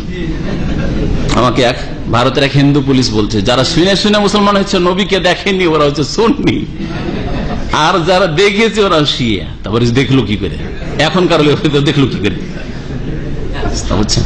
তো এইরকম অনেক মূর্খ মুসলিমদের সুন্নি সুন্নাহ থেকে না, সুন্নি সুন্নাত থেকে, আসল সুন্নাত কোরআন হাদিসের তরিকা নবীর আদর্শ মানবেন তাহলে সুন্নাত। তো এই জন্য আহলে হাদিস বলা কোনো দোষ নেই। এই নাম নিয়ে এক শ্রেণীর লোকেরা বাড়াবাড়ি করেছে। একদল বলছে ফরজ বলতে হবে, আর একদল বলছে হারাম, আর হক হচ্ছে মাঝখানে। হক হচ্ছে মাঝখানে, সবসময় হকটা মাঝখানে পাবেন আপনি। কথা বুঝতে পেরেছেন? আমি মুসলিম, তারপরে মুসলিম তো ভাই ভারতে বাংলাদেশে মুসলিমের অভাব আছে, সবাই তো মুসলিম, তারপরে আপনি কোন মুসলিম? তখন বলছে আমি আহলে হাদিস মুসলিম। আরব দেশে যদি থাকেন তাহলে আহলে হাদিস আরবরা বলেন হ্যাঁ আমি সালাফি মুসলিম। সালাফ মানে আমাদের যারা পূর্বসূরি, সাহাবায়ে কেরাম, তাবেঈন, তাবা তাবেঈন, ওদের অনুসারী মুসলিম সালাফি। মিশরে যদি, ইন্দোনেশিয়া, মালয়েশিয়া চলে যান, আনসারুস সুন্নাহ, আমরা কোরআন সুন্নাহর সাহায্যকারী, হাদিসের সাহায্যকারী, আনসারুস সুন্নাহ। আহলে হাদিস নাম বলা ফরজ নয়, আনসারুস সুন্নাহ ওর বিকল্প বললেও চলে, কারণ আনসারুস সুন্নাহ মানে বুঝে যে কবর মাজার পন্থী নয় এরা। হ্যাঁ, সালাফি বললে মানুষ বুঝে যে এরা কবর মাজার পন্থী নয়, পীরপন্থী নয়, বুঝলেই হইল। তাহলে শব্দ আহলে হাদিস হইতে হবে এটাও জরুরি নয়। যদি জরুরি হতো তাহলে আরবদের উপরে ফরজ হইতো আহলে হাদিস বলা। হ্যাঁ, তাহলে ইন্দোনেশিয়া, মালয়েশিয়াতে বলা ফরজ, শুধু ভারত উপমহাদেশে ফরজ হইতো না। তাহলে ফরজ করে নেওয়াটাও এক ভুল, আর একবার নাজাইজ করাটাও আর বাড়াবাড়ি ভুল। আর হক হচ্ছে মাঝখানে, যে পরিচয়ের জন্য আপনি বলবেন যে আমি আহলুল হাদিস, অর্থাৎ কোরআন সুন্নাহ বিনা কোন শর্তে মানি, আল্লাহ এবং তার রাসূলের কথা বিনা কোন শর্তে মানি। আমি সালাফি এই জন্য যে আমি সালাফে সালেহিনের কথা, সালাফে সালিন হচ্ছেন সাহাবায়ে কেরাম, তাবেঈন, তাবা তাবেঈন, স্বর্ণযুগের মানুষরা এবং তাদের অনুসারী আইম্মায়ে কেরাম, কিয়ামত পর্যন্ত যত লোকেরা আসবে তাদের অনুসারী হইতে হবে শর্ত। আর সাহাবায়ে কেরামদের আমলে ছিল না পীর মুরিদের ব্যবসা, তরিকত ছিল না, আর তরিকত আসলো আর ওদের অনুসরণ করবে বলে সালাফি না। সালাফি না, ওরা খালাফি, বরং খালফি। খালাফ বলে তো ভালো লোক বুঝায়, পরবর্তীকালের ভালো লোক, এরা খালাফি না, খালফি।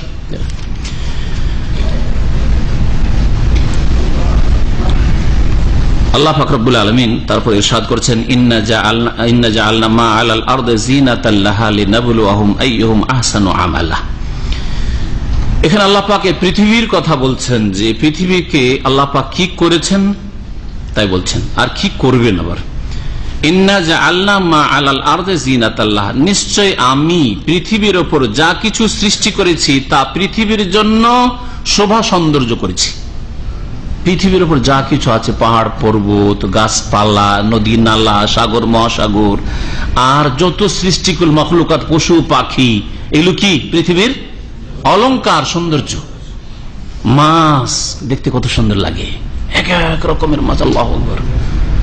পশু যারা চিড়িয়াখানা যান, দেখতে মেতে সারা দিন চলে যাচ্ছে চিড়িয়াখানা ঘুরতে ঘুরতে, হ্যাঁ, ক্লান্তই হন না, মনে হচ্ছে পাগল, তাই না? এইরকম সুন্দর সুন্দর যে দৃশ্য আছে, দেখতেই কত ভালো লাগে। এগুলো জিনাত নয়? জিনাত। আল্লাহ পাক রব্বুল আলামিনের মখলুকাত পৃথিবীর ওপর, এগুলি হচ্ছে জিনাত আল্লাহ, পৃথিবীর জিনত, শোভা সৌন্দর্য। কি জন্য আল্লাহ পাক এগুলি সৃষ্টি করলেন? লিনাবলুয়াহুম আইয়ুহুম আহসানু আমালা। তাহলে দুনিয়ার উদ্দেশ্য এই নয় যে দুনিয়াতে চিরকাল থাকবেন, দুনিয়াটাই টার্গেট, বরং দুনিয়া কর্মক্ষেত্র, এখানে আপনি যা বলবেন করবেন তার উপর আপনার পরীক্ষার ফলাফল, রেজাল্ট নির্ভরশীল। লিনাবলুয়াহুম, যাতে আমি আল্লাহ তাদেরকে পরীক্ষা করি, মানব জাতিকে, আইয়ুহুম আহসানু আমালা, তাদের মধ্যে কে অধিক ভালো কাজ করে এসছে, কে বেশি ভালো কাজ করে এসছে। তাহলে দুনিয়াতে কাজের ফিল্ড, কর্ম করেন, কে কত ভালো কাজ করতে পারেন, কে কত ভালো দাওয়াত দিতে পারেন, কে কত বেশি ভালো জীবন যাপন করতে পারেন, কে কত মানুষের ভালাই করতে পারেন, কে কত বেশি নেকির কাজে অংশ নিতে পারেন, কে কত লোককে হেদায়েত করতে পারেন। এক কথা, এই জন্য আল্লাহ পাক রব্বুল আলামিন এই দুনিয়া পয়দা করেছেন, লিনাবলুয়াহুম আইয়ুহুম আহসানু আমালা। এত বিশাল পৃথিবী আর এই আসমান জমিন আর কত কি আল্লাহ পাকের যে সৃষ্টি রয়েছে, পরীক্ষা যখন আল্লাহ পাকের শেষ হয়ে যাবে, আল্লাহ এখন আর কাজের সুযোগ দেবেন না, এখন ফলাফল, রেজাল্ট হবে। আল্লাহ পাক বলছেন যে পৃথিবীর ওপর, এই ভূপৃষ্ঠে যা কিছু আমি সৃষ্টি করেছি, ইন্না জাআলনা মা আলাল আরদ জিনাতাল লাহা, এই পৃথিবীর শোভা সৌন্দর্য স্বরূপ, অলংকার স্বরূপ, লিনাবলুয়াহুম, যাতে মানব জাতিকে আমি পরীক্ষা করি, আইয়ুহুম আহসানু আমালা, তাদের কে বেশি ভালো আমল করেছে, অধিক ভালো। আর অধিক পরিমাণ যদি বলতাম তাহলে আকসারের অর্থ হতো না, অধিক পরিমাণ আল্লাহ দেখবেন না, যে দিনে কত রাকাত নামাজ, আপনি 100 রাকাত পড়েছেন, আমি বেশি পড়িনি, 30 বা 40 পড়েছি, কিন্তু আমার নামাজের কোয়ালিটি যদি ভালো হয়, আর আমার 100 ধাই ধাই ধাই ধাই খালি সেজদা রুকু সেজদা রুকু সেজদা রুকু, নফল নামাজ, কোন কাজে আসবে না ওই নামাজ। বুঝতে পারছেন? আপনি অনেক নফল রোজা রাখেন, কিন্তু রোজার অবস্থায় সমস্ত পাপ করছেন। যে রুমে গিয়ে বসলেন, দিলেন টিভিটা চালিয়ে লম্বায়, হ্যাঁ, রোজা অবস্থায় ঝগড়া করছেন, বিবাদ করছেন, গীবত করছেন, বদনাম করছেন, কত কি করছেন। আর একজন লোক অল্পই রোজা রাখে, নফল রোজা তো রাখতে সোমবার বৃহস্পতিবার পারে না, কিন্তু কারো ক্ষতিও করে না, আর গীবতও করে না, আর এই রোজার অবস্থায় গুনার কাজও করে না, সে আপনার চাইতে ভালো, ঠিক না? তা আল্লাহ পাক আহসানু আমালা, আমলের কোয়ালিটি দেখবেন, কোয়ালিটি ভালো হইতে হবে। আর আল্লাহ পাক না, মানুষ আজকাল দেখে কোন কোম্পানি কত বেশি প্রোডাকশন দিতে পেরেছে, এটা দেখেন, কোন কোম্পানির মাল সামানের কোয়ালিটি ভালো বেশি, ওইটা দেখে, তাই না? এই জন্য চায়নার মার্কেটে আরব দেশ ভর্তি হয়ে গেছে, মানুষের কাছে মূল্য নেই, চাই না, ভালো হইলেও নিতে চাই না, তাই না? প্রোডাকশন তো অনেক, তাই না? কিন্তু নিতে চায় না, মানুষ পছন্দ করে না। আর অন্য মার্কেট না, অল্প পাওয়া যায় না, খুঁজে খুঁজে খুঁজে খুঁজে পাওয়া যায়, তারপরে মানুষও খুঁজে, পেরেশান হয়ে খুঁজে। তো আল্লাহ পাক রব্বুল আলামিন আমলের কোয়ালিটি দেখবেন, আল্লাহর কাছে আমলের আধিক্য, আমলের সংখ্যা দেখা হবে না। তবে হ্যাঁ, ফরজ ঠিক রেখে, এর মানে এই নয় যে আমি 4 ওয়াক্তে নামাজ পড়েছি কিন্তু খুব ভালো করে পড়েছি, ফজরটা পড়িনি কিন্তু যেই নামাজটুকু পড়েছি খুব ভালো করে পড়েছি, নাম্বার 1 শয়তান, এটা এই অর্থ বোঝায় না। ফরজটা পুরো রাখার পরে আপনি আর সুন্দর করে 5 ওয়াক্ত আল্লাহ ফরজ করেছেন, এতে কোনো ঘাটতি চলবে না। রমজান মাসের রোজা আমি পুরাটা রাখতে পারিনি, কিন্তু যেই 10টাই রোজা রেখেছি খুব ভালো করেই রেখেছি, চলবে না? চলবে না। ফরজগুলি ফুল রেখে এবং সেগুলিকে সুন্দর করে আদায় করতে হবে, তারপরে সুন্নত নফলে অংশ নেন, যতটা পারেন অংশ নেন। কারণ শয়তান এই রাস্তা দিয়ে ধোকা দিতে পারে, যে শেখের কাছ থেকে তো শুনেছি যে কোয়ালিটি দেখবে, তো 10টাই রোজা রাখি গরমের দিন, কিন্তু ভালো করেই রাখি একটু, হ্যাঁ, আর নামাজ ফজরটা পারছি না, কিন্তু যাক ফজরটা যখন পারলাম না, জোহরটা পড়ি একটু খুশু করি পড়ি, আর সবাই মসজিদ থেকে চলে যায়, আপনার নামাজই শেষ হয় না, দুয়া মোনাজাত, লম্বা সিজদা, সুন্নাত, হ্যাঁ, এশার নামাজ, ফজরটা পারি না, এশাতে আমি 17 পড়িনি, না, এটা আল্লাহ চাইবেন না, এশার 17 আল্লাহ চান না, এশার ওই 7ই যথেষ্ট হবে যদি কোয়ালিটি সুন্দর থাকে, 7 রাকাত এশার যথেষ্ট হবে যদি কোয়ালিটি সুন্দর থাকে। 17 আল্লাহ পাক চান না। আহসান আমালা, ভালো আমল হইতে হবে। কে অধিক সুন্দর আমল করে, কে বেশি সুন্দর আমল করে আছে। ওয়াইন্না লাজাইলুনা মা আলাইহা সাইদান জুরুজা, আর নিশ্চয় আমি পৃথিবীর ওপর যা কিছু আছে, এই ভূপৃষ্ঠে যা কিছু আছে সবগুলিকে গাছপালা বিহীন করে দেব। সাইদান জোরোজা, আর শুকনো করে দেব, শুকনো গাছপালা বিহীন, লতাপাতা বিহীন করে দেব। অর্থাৎ এই পৃথিবী কত সুন্দর, আর কত গাছপালা, কত ঘাসপাত, কত সবুজ শ্যামল হয়ে আছে। আল্লাহ পাক রব্বুল আলামিন পৃথিবীকে ধ্বংস করে দিয়ে কি করে দেবেন? কোনো গাছ থাকবে না, কোনো লতাপাতা থাকবে না, কোনো ঘাস থাকবে না, আর কোনো পানিও থাকবে না, শুষ্ক। জোরজ, জোরজ মানে হচ্ছে শুষ্ক। জোরজ আর জোজর দুটোর মানে শুষ্ক। এই জন্য জাজিরা, দ্বীপকে কি বলা হয়? জাজিরা বলা হয়। তো আরবিতে আগে শব্দের আগে পরে অনেক সময় একই অর্থ বহন করে। জোজর জাজিরার বহু বচন। জাজিরা কাকে বলে? দ্বীপ। দ্বীপ মানে কি? শুকনো জায়গা নয়, পানির মধ্যে শুকনো কোন জায়গা, এটার নামই তো জাজিরা, দ্বীপ না, তাই না? তো জাজারা, জাজার মানেও শুকনো, আর জারাজা, জারাজ, জোরজ এখানে আছে, ওর মানেও শুকনো। যেমন কোন কিছুকে টানা, একে জাজাব বলা হয়, জাবাজও বলা হয়। 3টে অক্ষর আছে কিন্তু আগে পরে করে আছে। আরবি ভাষায় এই রকমের কিছু অলংকার আছে। আল্লাহ পাক রব্বুল আলামিন কি বললেন?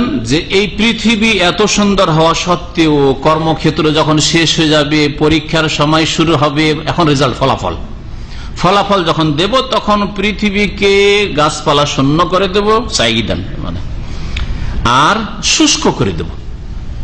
আর সেখানে কিয়ামত হবে, মানুষের বিচার হিসাব নিকাশ হবে। আল্লাহ পাক রব্বুল আলামিনের এইসব কুদরতের বহিঃপ্রকাশ যা ঘটেছে, ঘটবে। পৃথিবীকে আল্লাহ পাক এত সুন্দর করে সাজিয়েছেন, পৃথিবীতে আল্লাহ পাক এত সৃষ্টি করেছেন, এত মাখলুকাত, মানুষকে কত সুন্দর করে আল্লাহ পাক সৃষ্টি করেছেন। মানুষকে আল্লাহ পাক জিনকে পরীক্ষা করবে, এই পরীক্ষার জগৎ দুনিয়া। আর তারপরে এই বিশাল পৃথিবী আর এতে যত কিছু রয়েছে সবকে আল্লাহ পাক নিশ্চিহ্ন করে ধ্বংস করে দেবেন। আর এমন এক পৃথিবী আল্লাহ পাক সৃষ্টি করবেন যেটাতে কোনো গাছপালা হবে না, ঘাসপাত হবে না, আর যেটা হবে শুষ্ক। এটা কি বিস্ময়কর জিনিস নয়? আশ্চর্যজনক জিনিস নয়? না এর চাইতে আশ্চর্যজনক হচ্ছে গুহাওয়ালার ঘটনা? হ্যাঁ, এর চাইতে আশ্চর্যজনক কি? না, কিছুই না। কয়েকজন যুবক, তারা দীর্ঘদিন সে আশ্রয় নিয়ে ওখানে ঘুমিয়ে থাকলো, তারপরে উঠলো 309 বছর পরে, আর তারপর উঠে আবার আসলো, আবার ফিরে চলে গেল, আবার সেখানে কি মারা গেল। এই যে ঘটনা, এতদিন ধরে ঘুমিয়ে থাকার, ঘুমের পর উঠানো, এটা একটা আশ্চর্যজনক ঘটনা। কিন্তু এর চাইতে বড় আশ্চর্যজনক আল্লাহ পাকের অনেক সৃষ্টি রয়েছে। এটা হচ্ছে বোঝানোর উদ্দেশ্য।